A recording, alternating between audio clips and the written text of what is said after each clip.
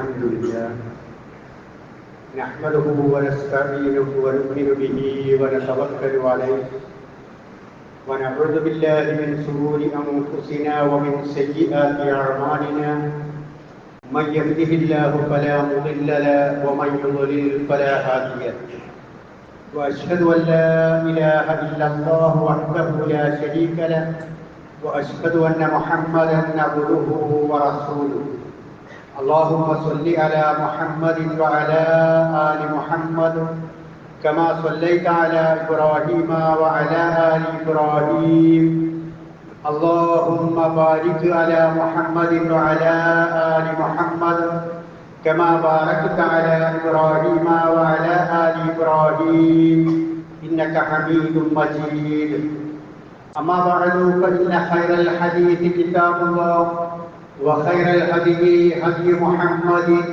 صلى الله عليه وسلم وشر الأمور محدثاتها وكل محدثة بدعة وكل بدعة ضلالة وكل ضلالة في النار يا أيها الذين آمنوا اتقوا الله حق تقاته ولا تموتن إلا وأنتم مسلمون أيها الإخوان والأخوات أوصيكم عباد الله ونفسي أولا بتقوى الله أعوذ بالله من الشيطان الرجيم بسم الله الرحمن الرحيم يا أيها الذين آمنوا لا تخونوا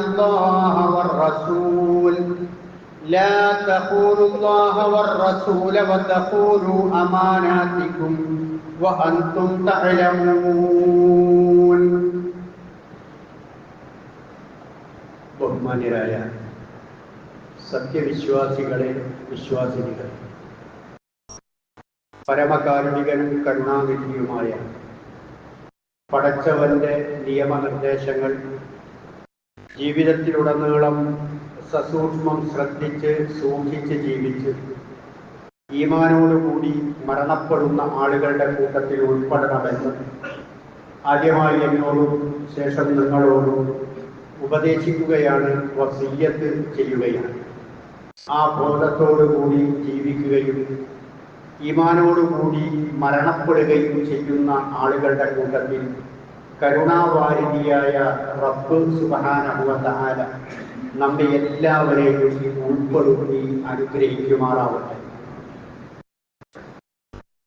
ചുള്ളിക്കാട്ട് മുസ്ലിം ജമാഅത്തിന്റെ അടുത്ത ഒരു വർഷക്കാലത്തെ ഭരണസമിതി ആരായിരിക്കണം എന്നതിനെ സംബന്ധിച്ചുള്ള തീരുമാനം അഥവാ നടപടിക്രമങ്ങൾ ഇന്ന് ജുമുഅക്ക് ശേഷം നടക്കുകയാണ് എന്ന് നിങ്ങളെല്ലാവരും അറിഞ്ഞിട്ടുണ്ടാകും. അതുകൊണ്ട് ഒരു മഹല്ല് ഭരണസമിതി, ഉത്തരവാദിത്ത ബോധം എന്നതിനെ സംബന്ധിച്ചൊക്കെയാണ് ഇന്ന് ഞാൻ നിങ്ങളോട് സംസാരിക്കുവാൻ ഉദ്ദേശിക്കുന്നത്. വിശ്വാസി സമൂഹത്തെ സംബന്ധിച്ചിടത്തോളം ഏറ്റവും പ്രധാനപ്പെട്ട ഒരു സാമൂഹിക യൂണിറ്റാണ് മഹല്ല് സംവിധാനം എന്ന് പറയുന്നത്. അവരുടെ മതപരവും കുടുംബപരവും സാംസ്കാരികവും ധാർമ്മികവും സദാചാരപരവും തൊഴിൽപരവുമായ സകലമാന കാര്യങ്ങളും എംപവർ ചെയ്യുക അഥവാ ശാക്തീകരിക്കുക എന്നതാണ് മഹല്ല് ഭരണാധികാരികളുടെ ചുമതല എന്ന് പറയുന്നത്. അഥവാ മഹല്ലിലുള്ള മനുഷ്യരുടെ ഇതുപോലെയുള്ള എല്ലാ പ്രശ്നങ്ങളെയും ശാക്തീകരിച്ചുകൊണ്ട് വേണ്ട പ്രവർത്തനങ്ങൾ നടത്തുക എന്നതാണ് ഭരണ ചുമതലയിലുള്ള ആളുകൾക്ക് നിർവഹിക്കുവാനുള്ളത് എന്നതാണ് നമുക്ക് മനസ്സിലാക്കുവാൻ സാധിക്കും. കേവലം ഒരു പള്ളിയും മദ്രസയും നടത്തിക്കൊണ്ടു പോവുക എന്നതിനപ്പുറം മഹല്ല് ഭരണാധികാരികളായ ആളുകൾക്ക് ആ മഹല്ലിന്റെ മുന്നോട്ടുള്ള ഗമനത്തിന് വേണ്ടിയും പുരോഗതിക്ക് വേണ്ടിയും ഒരുപാട് പ്രവർത്തനങ്ങൾ നിർവഹിക്കുവാനുണ്ടാകും. ആ മഹല്ലിലെ എല്ലാ ക്ഷേമ പ്രവർത്തനങ്ങളും മഹല്ലിൽ നടക്കേണ്ടതുണ്ട്. ജനങ്ങളുടെ നിത്യ ജീവിത പ്രശ്നങ്ങളുമായിട്ടുള്ള കാര്യങ്ങൾ ചർച്ച ചെയ്യപ്പെടുകയും മഹല്ല് കമ്മിറ്റികൾ അതിന് പരിഹാരം കാണുകയും ചെയ്യേണ്ടതുണ്ട്. അഥവാ മഹല്ലിലുള്ള മുഴുവൻ ആളുകൾക്കും തങ്ങളുടേതാണ് മഹല്ല് എന്ന ബോധ്യമുണ്ടാവണമെങ്കിൽ അവരുടെ പ്രശ്നങ്ങളൊക്കെയും ആ മഹല്ല് കമ്മിറ്റി കൈകാര്യം ചെയ്യുകയും അവർ ചർച്ച ചെയ്യുകയും തീരുമാനങ്ങൾ എടുക്കുകയും ചെയ്യേണ്ടതുണ്ട്. ഇങ്ങനെയൊക്കെ ഒരു മഹല്ലിൽ നടക്കേണ്ടുന്ന കാര്യങ്ങൾ എന്തൊക്കെയാണ് എന്നത് മൊത്തത്തിൽ നമ്മൾ മനസ്സിലാക്കുകയാണ് എങ്കിൽ ഒരു ഭരണസമിതിയിൽ ഉൾപ്പെടുക എന്നത്, അല്ലെങ്കിൽ ഒരു കമ്മിറ്റിയുടെ സെക്രട്ടറിയോ പ്രസിഡന്റോ അതിൽ മെമ്പറാകുക എന്നുള്ളത് ഒരു അലങ്കാരമല്ല എന്നും അത് ഏറ്റവും വലിയ ഒരു അമാനത്താണെന്നും ഏറ്റവും വലിയ ഒരു ഉത്തരവാദിത്തമാണ് എന്നും നമുക്ക് ഇസ്ലാമിക ദൃഷ്ട്യാ മനസ്സിലാക്കുവാൻ സാധിക്കും. പല ആളുകളും കമ്മിറ്റിയിൽ ഒരു പക്ഷേ കയറിക്കൂടാറുള്ളത്, കമ്മിറ്റിയിലേക്ക് നിർദ്ദേശിക്കപ്പെടാറുള്ളത് ഒരു കളിയോ തമാശയോ വാശിയോ വഴക്കോ വക്കാണമോ അങ്ങനെയൊക്കെയുള്ള പല കാര്യങ്ങളുടെയും ഒരു പരിഹാരം എന്ന നിലക്കോ നിർദ്ദേശം എന്ന നിലക്കോ ഒക്കെയാണ് പലപ്പോഴും കമ്മിറ്റികൾ രൂപീകരിക്കപ്പെടാറുള്ളത്. എന്നാൽ കമ്മിറ്റിയിലെത്തുക എന്നുള്ളത് അതൊരു അലങ്കാരത്തിന് വേണ്ടിയിട്ടല്ല, അഹങ്കാരത്തിന് വേണ്ടിയിട്ടല്ല, ഏറ്റവും വലിയ ഒരു അമാനത്താണ് അവർ ഏൽപ്പിക്കപ്പെട്ടിരിക്കുന്നത്. അതാണ് അവർക്ക് നിർവഹിക്കുവാനുള്ളത്. വിശുദ്ധ ഖുർആൻ സൂറത്ത് അംഫാൽ 8-ാം അധ്യായം 27-ാമത്തെ വചനത്തിലൂടെ അല്ലാഹു സുബ്ഹാനഹു വ തആല പറയുന്നു, യാ അയ്യുഹല്ലദീന ആമനൂ ലാ തഖൂനുല്ലാഹ വറസൂൽ, നിങ്ങൾ അല്ലാഹുവിനെയും അവന്റെ ദൂതനെയും ഒരിക്കലും നിങ്ങൾ വഞ്ചിക്കുവാൻ പാടില്ല. വതഖൂനു അമാനാതികും, നിങ്ങളുടെ അമാനത്തുകളെയും നിങ്ങൾ വഞ്ചിക്കുവാൻ പാടില്ല. ആ അമാനത്ത് എന്ന് പറയുന്നതിൽ ഏറ്റവും പ്രധാനപ്പെട്ട ഒരു കാര്യമാണ് ഒരു സമുദായത്തിന്റെ, ഒരു മഹല്ലിന്റെ ഉത്തരവാദിത്തം ഏൽപ്പിക്കപ്പെടുക എന്നുള്ളത്. അതുകൊണ്ട് ആ ഏൽപ്പിക്കപ്പെട്ട കാര്യത്തിൽ ഒരു കാരണവശാലും ഒരു വഞ്ചനയും കാണിക്കുന്ന, അവഗണനയും ഉണ്ടാകുന്ന ഒരു സ്വഭാവം ഉണ്ടാകുവാൻ പാടില്ല എന്നതാണ് ഖുർആൻ നമുക്ക് പഠിപ്പിച്ചു തരുന്നത്. അതുകൊണ്ട് തെരഞ്ഞെടുക്കപ്പെടുന്ന ഓരോ വ്യക്തികളും കൃത്യമായ ഉത്തരവാദിത്ത ബോധമുള്ളവരാവുകയും മാതൃകാ വ്യക്തിത്വമുള്ളവരായി തീരുകയും ചെയ്യേണ്ടതുണ്ട്. ഉത്തരവാദിത്ത ബോധമുണ്ടാവുകയും മാതൃകാ വ്യക്തിത്വം ഉണ്ടാവുകയും ചെയ്യേണ്ടതുണ്ട്. ഒരു സമുദായത്തിന്റെ മുമ്പിൽ, ഒരു മഹല്ലിന്റെ മുമ്പിൽ എഴുന്നേറ്റ് നിൽക്കുവാനുള്ള വ്യക്തിത്വം അവനുണ്ടാവണം. ഞാൻ ഈ സമുദായത്തിൽ ആളുകളോട് സംസാരിക്കുവാൻ അർഹനാണ്, ആ വിഷയം പറയാൻ എനിക്ക് ചങ്കൂറ്റത്തോടുകൂടി പറയാൻ കഴിയും എന്ന രൂപത്തിൽ അങ്ങനെ എഴുന്നേറ്റ് നിൽക്കുവാൻ കഴിയുന്നവനെ, ആ വ്യക്തിത്വം സംരക്ഷിക്കപ്പെട്ടവനെ അത്തരത്തിലുള്ള ഒരു സ്ഥാനങ്ങളിലേക്ക് ഒരു സമൂഹത്തിന് ഇമാമായിക്കൊണ്ട് നേതൃത്വം നൽകുവാൻ അർഹതയുള്ളൂ എന്ന കാര്യം സ്ഥാനങ്ങളിലേക്ക് എത്തിപ്പെടുന്നവരും സ്ഥാനങ്ങളിലേക്ക് നിർദ്ദേശിക്കപ്പെടുന്നവരും അതുപോലെ എല്ലാ ആളുകളും മനസ്സിലാക്കേണ്ടുന്ന ഒരു കാര്യമാണ്. കാരണം പ്രവാചക തിരുമേനി സല്ലല്ലാഹു അലൈഹി വസല്ലം ഇങ്ങനെ ഓരോ അധികാരങ്ങളിലേക്ക് എത്തിപ്പെടുന്നതിനെ കുറിച്ച് പറഞ്ഞത്, ഇന്ന ഹാദൽ ഖൈറ ഖസാഇനുൻ, ഈ കാര്യം എന്നത് അഥവാ ഭരണാധികാരത്തിലേക്ക് എത്തിപ്പെടുക എന്നുള്ളത് അതൊരു ഖസാഇനുൻ, അതൊരു ഭണ്ഡാരമാണ്, അതൊരു ഭണ്ഡാരമാണ്. വലിതിൽക്കൽ ഖസാഇനി മഫാത്തിഹുൻ, ആ ഭണ്ഡാരത്തിന് കുറെ കീകളുണ്ട്, താക്കോലുകളുണ്ട്. ആ ഭണ്ഡാരത്തിന് മഹല്ല് കമ്മിറ്റിയുടെ അധികാരം അല്ലെങ്കിൽ മറ്റധികാരങ്ങളാകട്ടെ, അതിന് കുറെ മഫാത്തിഹുൻ, താക്കോലുകളുണ്ട്. ഫതൂബാ ലിഅബ്ദിൻ ജഅലഹുല്ലാഹു അസ്സ വജല്ല മിഫ്താഹൻ ലിഖൈരിൻ മിഗ്ലാഖൻ ലിശ്ശർ, ആ അധികാരം എന്ന അനുഗ്രഹം, അധികാരം ലഭിക്കുക എന്നുള്ളത് ഒരു അനുഗ്രഹവും കൂടിയാണ്. എന്നാൽ ആ അധികാരം എന്ന അനുഗ്രഹം നന്മയുടെ താക്കോലുകളും തിന്മയുടെ പൂട്ടുകളുമാക്കി മാറ്റുന്നവർക്ക് അഭിനന്ദനങ്ങൾ. എന്താണ്? നന്മയുടെ താക്കോലുകൾ, തനിക്ക് ലഭിച്ചിട്ടുള്ള ആ അധികാരം നന്മയുടെ താക്കോലുകളും തിന്മയുടെ പൂട്ടുകളുമാക്കി മാറ്റുന്നവർക്ക് അഭിവാദ്യങ്ങൾ.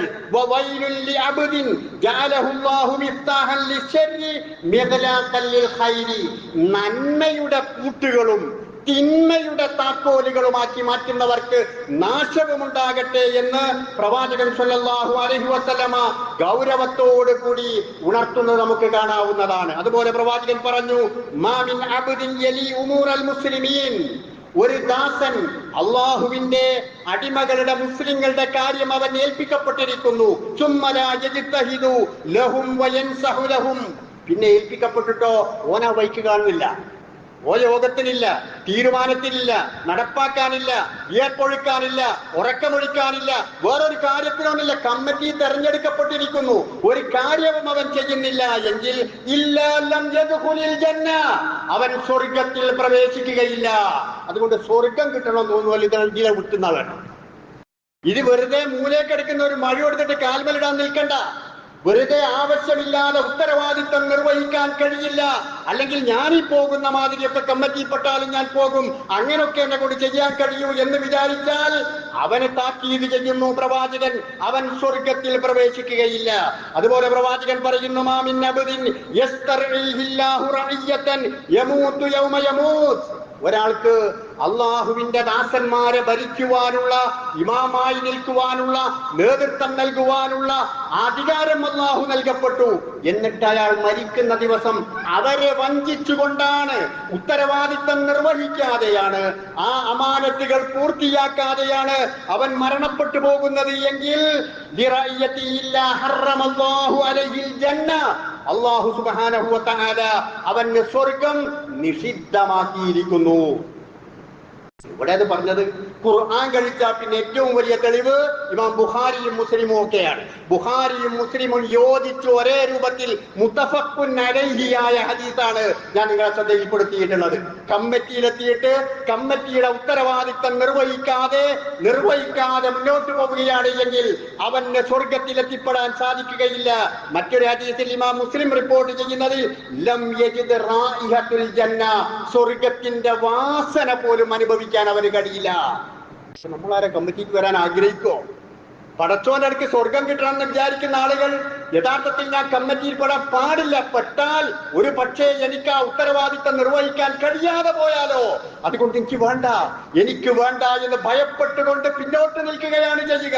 കാരണം അള്ളാഹുവിന്റെ സ്വർഗത്തിന്റെ വാസന പോലും അനുഭവിക്കാൻ കഴിയാത്ത അവസ്ഥയിലേക്ക് മാറിപ്പോകും എന്ന് പ്രവാചകൻ പഠിപ്പിക്കുകയാണ്. അതുപോലെ പ്രവാചകൻ പറഞ്ഞു, ഈ ഉത്തരവാദിത്തം ഏറ്റെടുത്തിട്ട് അത് നിർവഹിക്കാൻ കഴിയാത്ത ആളുകൾ, അങ്ങനെയുള്ള ആളുകൾക്ക്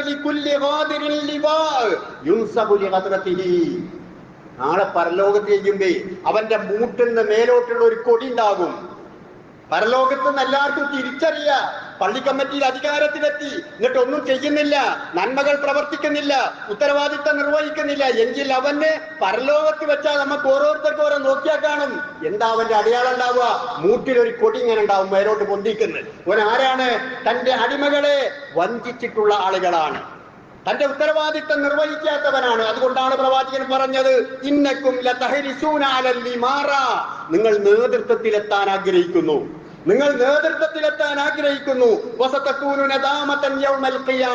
പക്ഷേ ഖിയാമത്ത് നാളിൽ അത് നിങ്ങൾക്ക് ഖേദമായി ഭവിക്കുന്ന അവസ്ഥയുണ്ടാകാൻ സാധ്യതയുണ്ട്.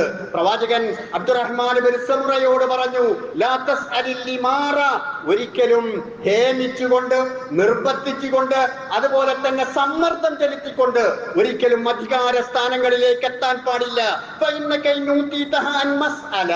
ചോദിച്ചുകൊണ്ട്, സമ്മർദ്ദം ചെലുത്തിക്കൊണ്ട്, തന്ത്രങ്ങളും കുതന്ത്രങ്ങളും പ്രയോഗിച്ചുകൊണ്ട് അങ്ങനെയാണ് അധികാരത്തിലേക്ക് എത്തിപ്പെടുന്നത് എങ്കിൽ നിങ്ങൾക്കത് ഭാരമായി അനുഭവപ്പെടും, പ്രയാസമായി അനുഭവപ്പെടും. ചോദിക്കാതെ നിങ്ങൾ അർഹതപ്പെട്ടവരാണെന്ന് മനസ്സിലാക്കി ജനങ്ങൾ നിങ്ങളിലേക്ക് നൽകപ്പെട്ടിട്ടുണ്ട് എങ്കിൽ പടച്ചവന്റെ സഹായം നിങ്ങൾക്കുണ്ടാകും. പടച്ചോന്റെ സഹായം നിങ്ങൾക്കുണ്ടാകും. ജനങ്ങളാണ് നിങ്ങളെ തെരഞ്ഞെടുക്കപ്പെട്ടിട്ടുള്ളത്, നിർദ്ദേശിക്കപ്പെട്ടിട്ടുള്ളത്. അയാളതിന് പറ്റും, അയാളതിന് യോഗ്യനാണ് എന്ന് മനസ്സിലാക്കിക്കൊണ്ട് ജനങ്ങൾ നിങ്ങളെ നിർബന്ധിച്ചുകൊണ്ട് ആ കാര്യത്തിലേക്ക് നിങ്ങളെ കൊണ്ടുവന്നു എങ്കിൽ പടച്ചവന്റെ സഹായം നിങ്ങൾക്ക് ആ വിഷയത്തിൽ ഉണ്ടാകും എന്ന് പ്രവാചകൻ സല്ലല്ലാഹു അലൈഹി വസല്ലം പഠിപ്പിക്കുകയാണ്. അതുകൊണ്ട് ഈ കമ്മിറ്റികളിലേക്ക് എത്തിപ്പെടുന്ന ആളുകൾ ഇത്തരത്തിലുള്ള കാര്യങ്ങളെ സംബന്ധിച്ചൊക്കെ വളരെ കൃത്യമായി ബോധത്തോട് കൂടിയിട്ടാകണം കമ്മിറ്റിക്ക് എത്തുന്നത്. വെറുതെ എന്തെങ്കിലും വാശിയോ വഴക്കോ തീർക്കാനോ അല്ലെങ്കിൽ ആളുകൾ തമ്മിലുള്ള വൈരാഗ്യങ്ങൾ കമ്മിറ്റികളിൽ വെച്ച് തീർക്കാനോ കമ്മിറ്റിയിലേക്ക് എത്തേണ്ട ആവശ്യമില്ല. കാരണം അത് അപകടമാണ്, ദോഷമാണ്, ദുനിയാവിനേക്കാൾ അപ്പുറം ആഖിറത്തിൽ നമുക്ക് ഖേദത്തിനിടയാക്കും എന്ന് പഠിപ്പിക്കുന്നത് പ്രവാചകനാണ്. അതുപോലെ പ്രവാചകൻ പറഞ്ഞു, ഒരിക്കൽ അബൂദർ റളിയല്ലാഹു അൻഹു പ്രവാചകനോട് ചോദിച്ചു, പ്രവാചകനെ ഇന്നെന്തെങ്കിലും ഒരു പണി ഏൽപ്പിച്ചൂടെ, എനിക്കെന്തെങ്കിലും ഒരു ജോലി തന്നൂടെ എന്ന് പറഞ്ഞപ്പോ പ്രവാചകൻ സല്ലല്ലാഹു അലൈഹി വസല്ലമ അബൂദർ റളിയല്ലാഹു അൻഹുവിന്റെ തോളിൽ കൈവച്ചുകൊണ്ട് എന്റെ തോളിൽ കൈവച്ചുകൊണ്ട് പ്രവാചകൻ പറഞ്ഞു, അബൂദർറെ, നീ ഒരു ദുർബലനാണ്, നിനക്ക് പല പോരായ്മകളുണ്ട്, നീ ഒരു വിശ്വാസിയാണെങ്കിലും പല നിലക്കുള്ള അധികാരത്തിലേക്ക് ഏൽപ്പിക്കാൻ പറ്റാത്ത വിധത്തിലുള്ള ചില പോരായ്മകളുണ്ട്. വൈന്നഹ അമാനത്തുൻ, അതൊരു വലിയ അമാനത്താണ്. അധികാരം എന്നത് ഒരു വലിയ അമാനത്താണ്. അത് ഖിയാമത്ത് നാളിൽ നിനക്ക് അപമാനവും ഖേദവുമായി തീരുന്ന അവസ്ഥയുണ്ടാകും. അതിന്റെ യഥാർത്ഥമായ രൂപത്തിൽ അതിനെ നീ വിനിയോഗിച്ചില്ലെങ്കിൽ. അതുകൊണ്ട് അബൂദർറെ, നിനക്ക് അധികാരം കിട്ടാതിരിക്കുന്നതാ നല്ലത്. അതുകൊണ്ടാണ് നിന്നെ അധികാരം ഏൽപ്പിക്കാത്തത്, അത്തരത്തിലുള്ള ജോലികൾ നിന്നെ ഏൽപ്പിക്കാത്തത്. ഖിയാമത്തിന്റെ അലാമത്തുകൾ എണ്ണിപ്പറയുന്നതിന്റെ കൂട്ടത്തിൽ പ്രവാചകൻ സല്ലല്ലാഹു അലൈഹി വസല്ലം പറഞ്ഞു,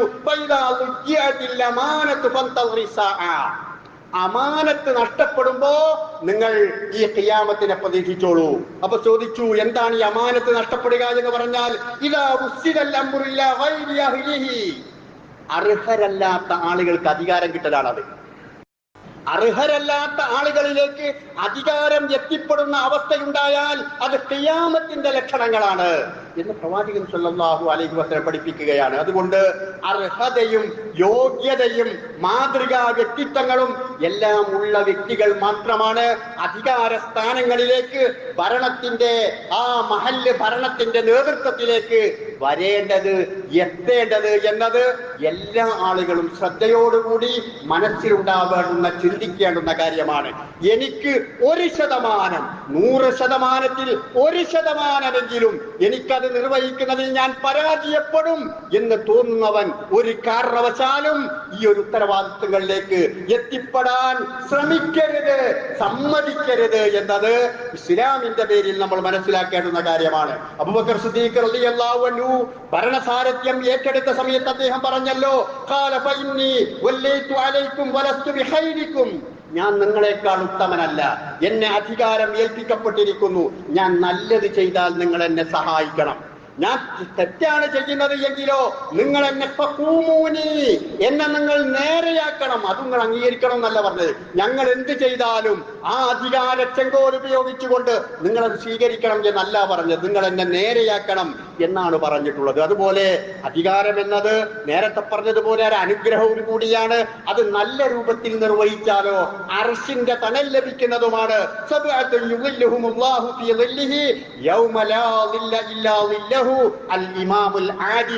ഏറ്റവും നീതിപൂർവകമായി ഉത്തരവാദിത്തം നിർവഹിക്കുന്ന ഭരണാധികാരികൾക്ക് ഈ മറ്റൊരു തണലുമില്ലാത്ത ദിവസത്തിൽ അള്ളാഹുവിന്റെ അർശിന്റെ തണൽ ലഭിക്കും എന്ന് പ്രവാചകൻ പഠിപ്പിക്കുന്നു. അതുപോലെ തന്നെ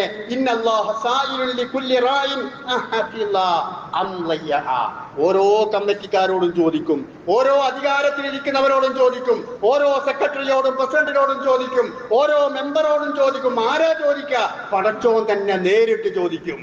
പടച്ചോൻ തന്നെ, അള്ളാഹു ചോദിക്കുന്നവനാണ്. പടച്ചോൻ എന്നോടും നിങ്ങളോടും അധികാരത്തിലെ ഓരോ മെമ്പറോടും ചോദിക്കുന്നതാണ്, നീ നിനക്ക് ലഭിച്ച ഈ അധികാരം സൂക്ഷ്മതയോട് കൂടിയിട്ടാണോ നീ മുന്നോട്ട് കൊണ്ടുപോയത്, അല്ലെങ്കിൽ നീ അതിൽ വീഴ്ച വരുത്തിയിട്ടുണ്ടോ?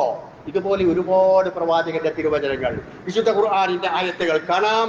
നമ്മൾ ആ കാര്യങ്ങളൊക്കെ ഗൗരവത്തോട് കൂടി ആലോചിച്ച് നമ്മുടെ തീരുമാനങ്ങളിൽ ആ ചിന്തകൾ പ്രതിഫലിക്കണം എന്ന് ഞാൻ നിങ്ങളെ ഓർമ്മപ്പെടുത്തുകയാണ്. ഇനി കമ്മിറ്റി എന്ന് പറയുന്നത് ഒരു റിസീവറുടെയോ ഒരു മാനേജറുടെയോ ജോലിയല്ല ചെയ്യേണ്ടത്. ഒരു റിസീവർ എവിടുന്നോ കുറെ ശേഖരിക്കുന്നു, എന്നിട്ട് കുറെ ആൾക്കാർക്ക് എന്തോ ശമ്പളവും വന്നതോ കൊടുക്കുന്നു. അങ്ങനെ ചെയ്യാൻ ഒരു കമ്മിറ്റിന്റെ ആവശ്യമില്ല. അത് ഒരൊറ്റ ആളുണ്ടായാൽ മതി, ഒരാളുണ്ടായാൽ മതി. അതിൽ ഒരു റിസീവർ, ചിലപ്പോൾ കോടതിയൊക്കെ റിസീവറെ നിയമിക്കാറുണ്ട്. ആ ഒരാളാണ് ഒരു പക്ഷെ ഒരുപാട് സ്ഥലങ്ങളുടെ അതുപോലെ തന്നെ സാമ്പത്തിക വ്യവസ്ഥയുടെ കാര്യങ്ങൾ നിർവഹിക്കും. ഒരാൾ മതി അതിന്. അപ്പോ ഒരു റിസീവറുടെ ജോലിയല്ല, ഒരു മാനേജറുടെ ജോലിയല്ല ഒരു കമ്മിറ്റിക്ക് നിർവഹിക്കാനുള്ളത്. വളരെ ഭാരിച്ച ഉത്തരവാദിത്തമാണ്. നമ്മൾ ഈ പറഞ്ഞ ഈ ബോധത്തോടു കൂടി നിർവഹിക്കുമ്പോൾ ഒന്നാമതായി ചെയ്യേണ്ട ഒന്നാമത്തെ ഉത്തരവാദിത്തം നമ്മുടെ സ്ഥാപനങ്ങളുടെ വഖഫ് സ്വത്തുക്കളുടെ എല്ലാം രജിസ്ട്രേഷൻ എന്നതാണ്.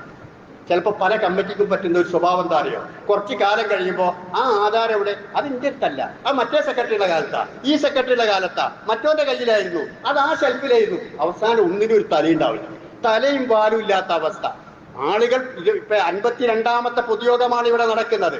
ഒരുപാട് സ്ഥലങ്ങളുണ്ട്, അതുപോലെ സ്ഥാപനങ്ങളുണ്ട്, മറ്റു കാര്യങ്ങളുണ്ട്. ഇതിന്റെ എല്ലാം രേഖകൾ, ആ രേഖകളൊക്കെ കൃത്യമായ രൂപത്തിൽ സൂക്ഷിക്കപ്പെടുക എന്നതും അത് പല രൂപത്തിലും വഖഫിൽ രജിസ്റ്റർ ചെയ്യേണ്ടതുണ്ട്, സൊസൈറ്റി ആക്ട് പ്രകാരം രജിസ്റ്റർ ചെയ്യേണ്ടതുണ്ട്.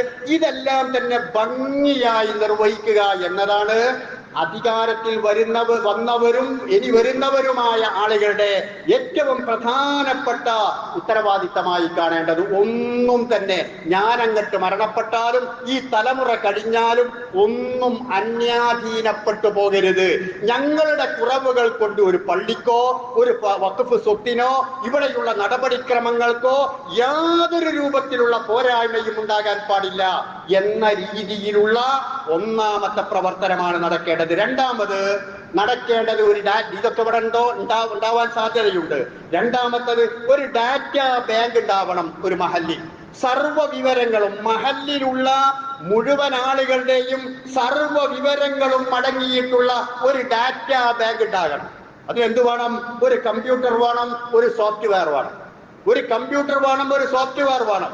എന്നിട്ട് മഹല്ലിലുള്ള, അപ്പൊ നമ്മൾ ചോദിക്കുക ഒരു കമ്മിറ്റിക്കാരോട്, ഇവിടെ മാത്രമല്ല, ഇവിടെ ഉള്ളവരോട് എത്ര വീടുണ്ട് ഇവിടെ? ഒരു 600, 500, 600, 600. അങ്ങനല്ല, 651 വീടാണെങ്കിൽ 651 എന്ന് പറയണം. ഈ മഹല്ലിൽ എത്ര ആളുകളുണ്ട്? കഴിഞ്ഞ വർഷം 10,600 ആളുകളുണ്ട്. കൃത്യമായി പറയണം. അങ്ങനെ പറയാൻ ഉത്തരവാദപ്പെട്ട ഭരണാധികാരികൾക്ക് കഴിയണം. അതിന് ഒരു ഡാറ്റാ ബാങ്ക് കൃത്യമായിട്ടുണ്ടാകണം. എന്നിട്ട് ആ ഡാറ്റാ ബാങ്കിൽ മരണപ്പെട്ടു പോകുന്ന ആളുകളെ ഡിലീറ്റ് ചെയ്യുന്നു, ജനിക്കുന്ന ആളുകളെ ആഡ് ചെയ്യുന്നു, അതുപോലെ അവരുടെ വിദ്യാഭ്യാസ യോഗ്യതയുണ്ട്, അത്തരത്തിലുള്ള സകലമാന കാര്യങ്ങളും രേഖപ്പെടുത്തപ്പെട്ടിട്ടുള്ള ഒരു ക്ലിക്കിൽ ഒരു മഹല്ലിലെ ആളിനെ കുറിച്ചുള്ള കൃത്യമായ വിവരം അറിയും. ഇതിനൊന്നും അധികം പണിയില്ല. അതിന് പഠിച്ച കുട്ടികൾ നമ്മളെ കൂട്ടത്തിലുണ്ടാവും. അങ്ങനെയുള്ള ആളുകളെയും കൂടി കമ്മിറ്റിയിൽ ഉൾപ്പെടുത്തണം. ഡിഗ്രി കഴിഞ്ഞ, PG കഴിഞ്ഞ, IT രംഗത്ത് കഴിവുള്ള ആളുകളെ ഉൾപ്പെടുത്തിയാൽ വളരെ കൃത്യമായി ഈ കാര്യം നിർവഹിക്കാൻ അവർക്കൊരു പ്രയാസം ഉണ്ടാവില്ല. ഒരാളെ കുറിച്ചറിയാൻ, ഒരു വീടിനെ കുറിച്ചറിയാൻ, ആ വീടിലെ അംഗങ്ങളെ കുറിച്ചറിയാൻ ഒരു ബട്ടണിൽ വിരലമർത്തിയാൽ മതി. അതാണ് ഒരു കമ്മിറ്റി ഉണ്ടാവേണ്ടത്. ഒരു കമ്മിറ്റി ചെയ്യേണ്ടത് അങ്ങനെയാണ്. ഒരു മഹല്ലിലെ ഏതൊക്കെ ആളുകളുണ്ട്, ഏതൊക്കെ വീട്ടിൽ രോഗികളുണ്ട്, അവരുടെ സാമ്പത്തിക നിലവാരം എങ്ങനെയാണ് എന്നതൊക്കെ അറിഞ്ഞുകൊണ്ടുള്ള കൃത്യമായ ഒരു ഡാറ്റാ ബാങ്ക് ഉണ്ടാവേണ്ടതുണ്ട്. അങ്ങനെ ഉണ്ടായാൽ പല വിധത്തിലുള്ള ഉപകാരങ്ങളുണ്ട്. അതിലുള്ള ഒരു ഉപകാരം എന്നത് ഇപ്പോ ഒരുപാട് PSCകൾ വിളിച്ചിട്ടുണ്ട്. കേന്ദ്ര ഗവൺമെന്റ് സർവീസിലുള്ളതും കേരള ഗവൺമെന്റ് പോലീസ് അടക്കമുള്ള ഒരുപാട് തസ്തികകളിലേക്കുള്ള PSCകൾ വിളിച്ചിട്ടുണ്ട്. നമുക്ക് ആ കമ്മിറ്റിക്ക് ഒരു ബട്ടൺ അമർത്തി നോക്കിയാൽ മതി ആ യോഗ്യതയുള്ളവർ ആരൊക്കെയുണ്ട്. ഡിഗ്രി ബേസിക്കലായിട്ടുള്ള നിർദ്ദേശം കൊടുക്കാൻ പറ്റുന്ന എത്ര ആളുണ്ട്? 110 ആളുകളുണ്ട്. ആ ആളുകളെ വിവരം അറിയിക്കുന്നു. നിങ്ങൾ അതിന് കൊടുക്കണം. നിങ്ങൾ അതിന് കോച്ചിങ് ക്ലാസിന്റെ സ്ഥലങ്ങളിലുണ്ട്, അവിടെ പോകണം. വല്ലാതെ ഇവിടെ ഇങ്ങനെ ഈസ്റ്റ് വെസ്റ്റ് ആയി നടന്നിട്ട് ഞാൻ കമ്മിറ്റിയാന്ന് പറഞ്ഞിട്ട് ഒരു കാര്യമില്ല. ആ മഹല്ലിലുള്ള നടക്കേണ്ട കാര്യങ്ങൾ നടക്കണം. ആ മഹല്ലിന്റെ ഞാൻ തുടക്കത്തിൽ പറഞ്ഞ നാനാവിധ കാര്യങ്ങളുടെയും പുരോഗതി ഉണ്ടാകണം. അങ്ങനെ ഉണ്ടാകുമ്പോ ആ രൂപത്തിൽ ആ മഹല്ലിനെ കുറിച്ച് PSCയെ കുറിച്ച് വിവരങ്ങൾ നൽകുവാൻ സാധിക്കും. അതുപോലെ തന്നെ ഗവൺമെന്റിൽ നിന്ന് ലഭിക്കുന്ന ഒരുപാട് ആനുകൂല്യങ്ങളുണ്ട്. ആൺകുട്ടികളില്ലാത്തവർക്ക് ആനുകൂല്യമുണ്ട്, പ്രായമായവർക്ക് ആനുകൂല്യങ്ങളുണ്ട്, പലതരത്തിലുള്ള രോഗികൾക്ക് ആനുകൂല്യങ്ങളുണ്ട്, തൊഴിൽ സംരംഭം തുടങ്ങാൻ ആനുകൂല്യങ്ങളുണ്ട്, കർഷക സംരംഭങ്ങളുണ്ട്. ഇതൊക്കെ സർക്കാരിൽ നിന്ന് ലഭിക്കുന്നതാ. നമ്മളല്ലാത്ത ആളുകളൊക്കെ ഇതൊക്കെ സർക്കാരിൽ നിന്ന് കിട്ടുന്നതൊക്കെ നമ്മൾ വാങ്ങിയിട്ടുണ്ട്. എന്നാൽ ഒരു കമ്മിറ്റിയിൽ ഒരു സ്ഥലത്ത് കമ്മിറ്റിയുടെ ജനറൽ ബോഡി നടന്ന സമയത്ത് ആ കമ്മിറ്റിയിൽ റിപ്പോർട്ട് വായിക്കുന്ന സമയത്ത് ആ റിപ്പോർട്ടിൽ അവതരിപ്പിക്കുകയാണ് കഴിഞ്ഞ വർഷം സർക്കാരിൽ നിന്ന് ഈ മഹലിൽപ്പെട്ടിട്ടുള്ള ഇന്ന ആളുകൾക്ക് ഇത്ര ലക്ഷം രൂപ വാങ്ങിച്ചു നൽകി, സർക്കാരിന് വാങ്ങിച്ചു നൽകിയത്. ഇത് ചെയ്യേണ്ടത് ആരാ? കമ്മിറ്റിക്കാരായ ആളുകളുടെ ഉത്തരവാദിത്തത്തിൽപ്പെട്ടിട്ടുള്ള ആളുകളാണ്. അതുപോലെ ഇൻഷുറൻസ്, ആരോഗ്യ ഇൻഷുറൻസുകൾ ഉണ്ടാകും, അത് നിർവഹിക്കാൻ പറ്റും. അതുപോലെ തന്നെ അടുത്ത കാലത്ത് ബധിരന്മാരായ കുട്ടികൾക്ക് ലക്ഷക്കണക്കിന് രൂപ സർക്കാരിൽ നിന്നുള്ള ആനുകൂല്യമുണ്ട്. ആർക്കറിയാം? ആർക്കും അറിയില്ല.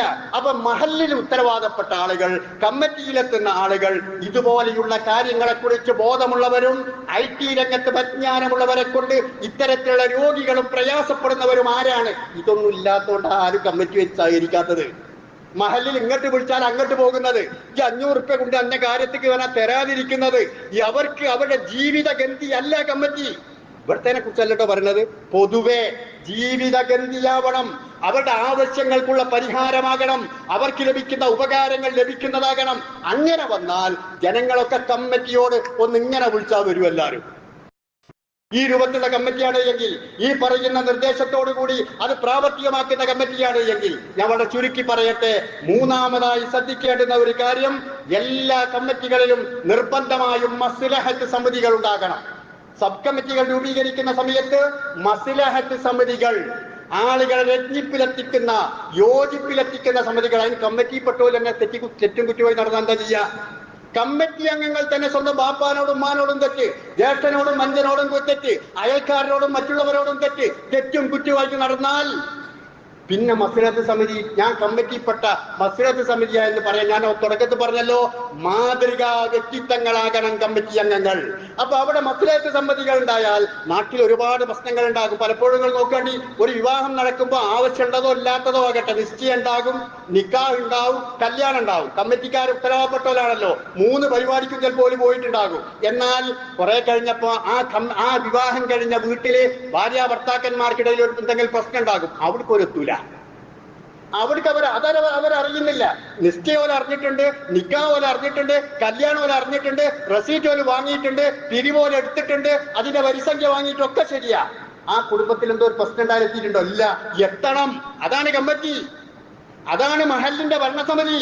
അങ്ങനെയാണ് കമ്മിറ്റി ഉണ്ടാക്കേണ്ടത്. ഞാൻ പറഞ്ഞല്ലോ, നമ്മുടെ വാശി തീർക്കാനല്ല, നമ്മുടെ അനുപാതം ശരിയാക്കാനല്ല, ഈ ഉത്തരവാദിത്തം നിർവഹിക്കാൻ ആർക്ക് കഴിയുമോ എന്ന് തോന്നുന്ന ആളുകളും മറ്റുള്ളവർക്ക് ഇന്നാളതിന് പറ്റും എന്ന് തോന്നുന്നുവെങ്കിൽ അത്തരത്തിലുള്ള ആളുകളെയാണ് ഈ പറഞ്ഞിട്ടുള്ള ഇത്തരത്തിലുള്ള നിർദ്ദേശങ്ങളിലൂടെയാണ് ഈ കമ്മിറ്റികളിലേക്ക് എത്തിച്ചേരേണ്ടത്. അതുപോലെ തന്നെ മറ്റൊരു കാര്യമാണ്, മഹല്ലുകളിൽ കൗൺസിലിങ്ങുകൾ നടക്കണം. കൗൺസിലിങ്ങൾ, ആരോഗ്യ ബോധവൽക്കരണ ക്ലാസുകൾ, മയക്കുമരുന്നുകൾക്കെതിരെയുള്ള പ്രവർത്തനങ്ങൾ, ഇതൊക്കെ മഹല്ല് കമ്മിറ്റിയുടെ നേതൃത്വത്തിലാണ് നടക്കേണ്ടത്. അത് വയലുറിയല്ല വേണ്ടത്. വയല് പറയല്ല, ഏതെങ്കിലും ക്ലാസ് നടത്തിയിട്ട് അതിൽ മയക്കുമരുന്നിനെ കുറിച്ച് മൗലവി അടുത്താഴ്ചത്തെ ഖുതുബയിൽ മയക്കുമരുന്നിനെ കുറിച്ച് പറയണമെന്ന് പറയലല്ല. അതിന് LCD സഹിതം ആരോഗ്യ പ്രവർത്തകന്മാരെ ക്ഷണിച്ചു വരുത്തി രോഗങ്ങൾ കൊണ്ട് ഖുർആനിൽ ഇത് പറയുന്നു, ഹദീസിൽ ഇത് പറയുന്നു എന്ന് പറഞ്ഞാൽ ഇന്നത്തെ യുവസമൂഹം കേൾക്കൂല. കേട്ടെന്ന് വരില്ല, കേൾക്കുന്നവരുണ്ടാകും. മറിച്ച് അതുകൊണ്ടുണ്ടാകുന്ന കവിളിൽ ഇത് അങ്ങനെ കോട്ടുണ്ടാകും, അവൻ ചുണ്ടിനടിയിൽ മയക്കുമരുന്ന് വെച്ചിട്ട് ചുണ്ട് തുളഞ്ഞു പോയിട്ടുണ്ട്, അവന്റെ പല്ലുകൾക്ക് അങ്ങനെ വന്നിട്ടുണ്ട്, ചുണ്ടും തൊള്ളും കൂടി ഇവിടെ തുളഞ്ഞു പോയിട്ടുണ്ട് എന്നതൊക്കെ LCD സഹിതം അങ്ങനെ ഓരോന്ന് കാണിച്ചു കൊടുത്താൽ പേടിക്കും. മയക്കുമരുന്നുകൾ ഉപയോഗിക്കുന്നവൻ, അതുപോലെ മദ്യം കഴിക്കുന്നവൻ, അതുപോലെ അത്തരത്തിലുള്ള കാര്യങ്ങൾ ചെയ്യുന്നവൻ പേടിക്കും അവരോരോരുത്തരും. അങ്ങനെ അവർ ഞാൻ അതില്ലട്ടോ അത്തരത്തിലുള്ള അതൊക്കെ ചെയ്യേണ്ടതാര്?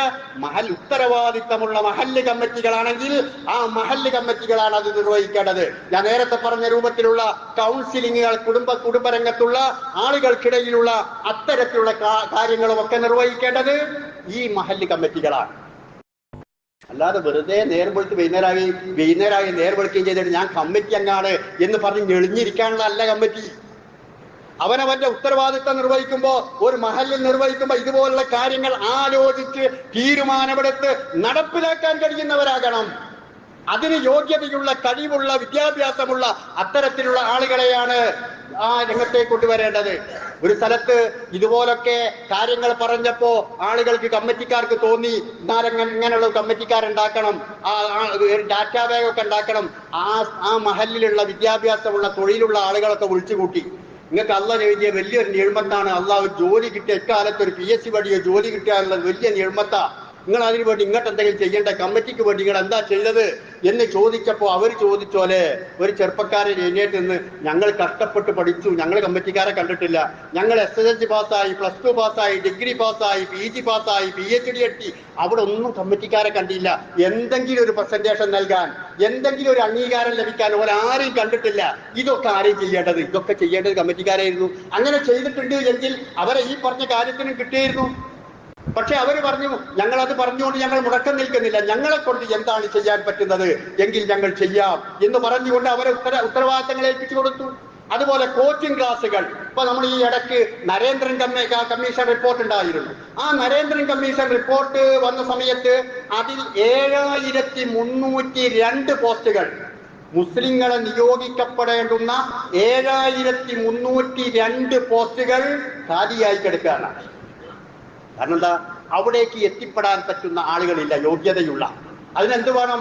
നമ്മൾ സാധാരണ അല്പം വിദ്യാഭ്യാസമുള്ള, ബുദ്ധിയുള്ള കുട്ടികളാണെങ്കിൽ SSLC കഴിഞ്ഞു, +2 സയൻസ് എടുത്തു, പിന്നെ നമ്മൾ അവിടെ അങ്ങോട്ട് പോവേണ്ട എഞ്ചിനീയറിങ്ങിനോ അതുപോലെ തന്നെ സയൻസ് എടുത്തുകൊണ്ട് ആ രൂപത്തിലുള്ള മെഡിസിനോ ആണ് നമ്മൾ പറഞ്ഞേക്കുക, മെഡിസിൻ, എഞ്ചിനീയറിംഗ്. എന്നാൽ സിവിൽ സർവീസിലേക്ക് എത്തിയാൽ, സിവിൽ സർവീസിലേക്ക് ഈ കുട്ടിക്ക് കോച്ചിങ് കൊടുത്താൽ ഈ പറഞ്ഞ മെഡിസിനും എഞ്ചിനീയറിങ്ങിനും പഠിക്കുന്ന അത്രയും ബുദ്ധിയും കഴിവും വേണ്ട സിവിൽ സർവീസ് നേടാൻ എന്നാണ് അറിവുള്ള ആളുകൾ പറയുന്നത്. പക്ഷേ ആ സിവിൽ സർവീസ് നേടിയിട്ടുണ്ട് എങ്കിലോ, അത് നേടിയാൽ നമ്മുടെ ഇന്ത്യ രാജ്യത്തെ ഏറ്റവും ഉന്നതമായ 23 തസ്തികകളിലേക്കുള്ള നിയമനം ഈ സിവിൽ സർവീസ് ലഭിച്ചിട്ടുള്ള ആളുകൾക്കാണ്. മുസ്ലിം സമൂഹത്തിൽ ആരെങ്കിലും എത്തിയിട്ടുണ്ടോ? വിരലിലെണ്ണാവുന്ന ആളുകൾ മാത്രം. വിരലിലെണ്ണാവുന്ന ആളുകൾ മാത്രമാണ് ഈ IAS, IPS രംഗങ്ങളിലേക്ക്, ആ തസ്തികകളിലേക്ക് എത്തിപ്പെട്ടിട്ടുള്ളൂ. അപ്പോ അത്തരത്തിലുള്ള മേഖലയിലേക്കെല്ലാം എത്തിപ്പെടേണ്ടതുണ്ട്. വളരെ കുറഞ്ഞ 21% ആളുകളാണ് ക്രൈസ്തവർ. അവർ ഈ മേഖലയിൽ എത്രയോ ആളുകളുണ്ട്. അതുപോലെ തന്നെ നായന്മാരായ ആളുകൾ കേരള ജനതയിൽ 12.5% മാത്രമാണ്. അവരും ഒരുപാടുണ്ട്. എന്നാൽ മുസ്ലിങ്ങൾ 27% കേരളത്തിൽ. 27% മുസ്ലിങ്ങളാണ്. എന്നിട്ടും ഈ സിവിൽ സർവീസ് രംഗങ്ങളിലേക്ക് വിരലിലെണ്ണാൻ പറ്റുന്നവർ പോലും എത്തിപ്പെടുന്നില്ല. ആരെ കുഴപ്പ? ഓരോ മഹല്ലി കമ്മിറ്റികളുടെയും അതുപോലെ മഹല്ലി സംവിധാനങ്ങളുടെയും കുഴപ്പം. അവിടെ കോച്ചിങ് ക്ലാസുകൾ ഉണ്ടാക്കണം, കോച്ചിങ് സെന്ററുകൾ ഉണ്ടാക്കണം, അവർക്ക് വേണ്ടിയിട്ടുള്ള ഗൈഡൻസുകൾ നൽകണം. ഇങ്ങനെയുള്ള കരിയർ ഗൈഡൻസുകളും അത്തരത്തിലുള്ള കാര്യങ്ങളുമെല്ലാം നൽകിയാൽ നമ്മുടെ സമുദായത്തിലും ഇത്തരത്തിലുള്ള ആളുകൾ ഉണ്ടാകണം. ഒരു സംസ്ഥാനമൊക്കെ ഭരിക്കുന്നത് എന്ന് പറഞ്ഞാൽ ഒരു മന്ത്രിസഭ ഉണ്ട്, 10-40 ആളുകളുണ്ട്, അതുപോലെ തന്നെ ഒരുപാട് മന്ത്രിമാരുണ്ട്, PA-മാരുണ്ട്. എങ്കിലും 3 ആളുകളാണ് യഥാർത്ഥത്തിൽ സംസ്ഥാനം ഭരിക്കുന്നത്. 3 ആളുകളാണ് ഭരിക്കുന്നത്. ഒന്ന് മുഖ്യമന്ത്രിയാണ്, മറ്റൊന്ന് ചീഫ് സെക്രട്ടറിയാണ്, മൂന്നാമത്തെ DGP ആണ്. ഈ 3 ആളുകളാണ് തീരുമാനിക്കുന്നത് സംസ്ഥാനം എങ്ങനെ മുന്നോട്ട് പോകണം. ഈ 3 തസ്തികളിൽ നമ്മുടെ ആളുകൾ ഇവിടെയാണ് വന്നിട്ടുള്ളത്. അതുകൊണ്ട് ഇതൊക്കെ ആരോ ചെയ്യേണ്ട പണികളല്ല. മഹല്ല് കമ്മിറ്റികൾ ഉത്തരവാദിത്തത്തോടു കൂടി ചെയ്യേണ്ടുന്ന കാര്യങ്ങളാണ്. അതുകൊണ്ട് പ്രിയപ്പെട്ടവരെ, മഹല്ല് കമ്മിറ്റി എന്ന് പറഞ്ഞത് വളരെ ഉത്തരവാദിത്തമുള്ള, ചുമതലയുള്ള അമാനത്താണ്. അത് അലങ്കാരമല്ല. ആ ഉത്തരവാദിത്തം നിർവഹിച്ചില്ലെങ്കിൽ അത് നരകത്തിലേക്കുള്ള വഴിയാണ്. സ്വർഗത്തിന്റെ വാസന പോലും അവന് അനുഭവിക്കാൻ കഴിയില്ല. അതുകൊണ്ട് കൃത്യമായ ബോധത്തോടു കൂടിയും ബോധ്യത്തോടു കൂടിയിട്ടുമാകണം നമ്മുടെ കമ്മിറ്റിയുടെ തെരഞ്ഞെടുപ്പ് നടക്കേണ്ടത്. ആ രൂപത്തിൽ ആളുകൾ ആലോചിച്ച് നിങ്ങൾ തീരുമാനമെടുക്കുക. എന്റെ വ്യക്തിപരമായിട്ടുള്ള ഒരു നിർദ്ദേശം കൂടി വെക്കട്ടെ. 1-2 വനിതാ മെമ്പർമാരെ കൂടി വെച്ചാൽ ഏറ്റവും നല്ലതാണ്. കാരണം അവർക്ക് ഒരുപാട് പ്രശ്നങ്ങൾ ഉണ്ടാകും. നമ്മുടെ എല്ലാ പരിപാടിയും വിജയിപ്പിക്കുന്നത് വനിതകളാണല്ലോ. നമ്മുടെ ഖുർആൻ ക്ലാസ് ആയാലും സംഗമങ്ങളായാലും ഒക്കെ വിജയിപ്പിക്കുന്നത് വനിതകളാണ്. അവർക്ക് ഒരുപാട് പ്രശ്നങ്ങളുണ്ട്. അപ്പൊ വനിതകൾ കൂടുന്ന സ്ഥലങ്ങളിൽ സൗകര്യങ്ങളുടെ കുറവോ വേറെ വേറെ കാര്യങ്ങളോ ബാക്കിയുള്ളതൊക്കെ ഉണ്ടാകും. അത് പരിഹരിക്കാനും അതുപോലെ മഹല്ലടിസ്ഥാനത്തിൽ വനിതാ സംഗമങ്ങൾ ഇപ്പൊ നമ്മുടെ വീടുകളിലേക്ക് നമ്മളെ മക്കളൊക്കെ കല്യാണം കഴിച്ചു കൊണ്ടുവരുന്ന കുട്ടികളൊക്കെ വെറുതെ 7ാം ക്ലാസ്സും 8ാം ക്ലാസ്സും കഴിഞ്ഞോളൊന്നും അല്ല. അവർ +2 ഡിഗ്രി ഒരുപാട് ഡിഗ്രികളുള്ളവരാ. ആ കുട്ടികളെ ഒന്ന് ബോധവൽക്കരിച്ചാൽ നമ്മുടെ മഹല്ലിൽ അത്തരത്തിലുള്ള വനിതാ സംഗമങ്ങൾ അവർ തന്നെ നടത്തും. അവർ നന്നായാൽ ഓരോ നാട്ടിലെയും എല്ലാ കുടുംബങ്ങളുമാണ് നന്നാകുന്നത്. അത് എന്റെ വ്യക്തിപരമായിട്ടൊരു അഭിപ്രായമാണ്. വേണമെങ്കിൽ സ്വീകരിക്കാവുന്നതാണ്. മീറ്റിങ്ങുകളിൽ അവർ പക്ഷേ പങ്കെടുക്കാൻ കഴിഞ്ഞില്ലെങ്കിലും അവർക്ക് നിർദ്ദേശങ്ങളുണ്ട് എങ്കിൽ മറ്റുള്ളവരോട് ചോദിച്ച് മഹല്ലിൽ ഞങ്ങൾക്ക് ഇന്ന ആവശ്യങ്ങളുണ്ട്, ഞങ്ങളെ സ്ത്രീകൾ കൂടുന്ന സമയത്ത് ഇന്നതുണ്ട്, അതൊക്കെ ഒന്ന് മനസ്സിലാക്കിക്കൊണ്ട് പരിഹരിക്കാനോ നമുക്ക് ചെയ്യാനോ ഒക്കെ സാധിക്കുമെങ്കിൽ കഴിയും. അതുകൊണ്ട് പ്രിയപ്പെട്ടവരെ, ഈ കാര്യങ്ങൾ വിശാലമായി നിങ്ങൾ മനസ്സിലാക്കുക. വളരെ സാഹോദര്യത്തോടു കൂടി സൗമ്യമായി സംസ്കാരത്തിൽ നിന്ന് വിട്ടുപോകാതെ വാക്കുകളും അംഗവിക്ഷേപങ്ങളും ചലനങ്ങളും പോലും പടച്ചവന്റെ മുമ്പിൽ ഹൃദയത്തിലുള്ള വികാരങ്ങൾ വരെ ചോദ്യം ചെയ്യപ്പെടുന്നവനാണ് റബ്ബ്, അതറിയുന്നവനാണ് പടച്ചവൻ എന്ന രൂപത്തിൽ ഇതിനെയെല്ലാം കാണണം എന്ന് ഓർമ്മപ്പെടുത്തുന്നു. അല്ലാഹു സുബ്ഹാനഹു വ തആല ഈ ചിന്തകൾ നമ്മുടെ മനസ്സുകളിൽ നിലനിർത്തി തരുമാറാവട്ടെ.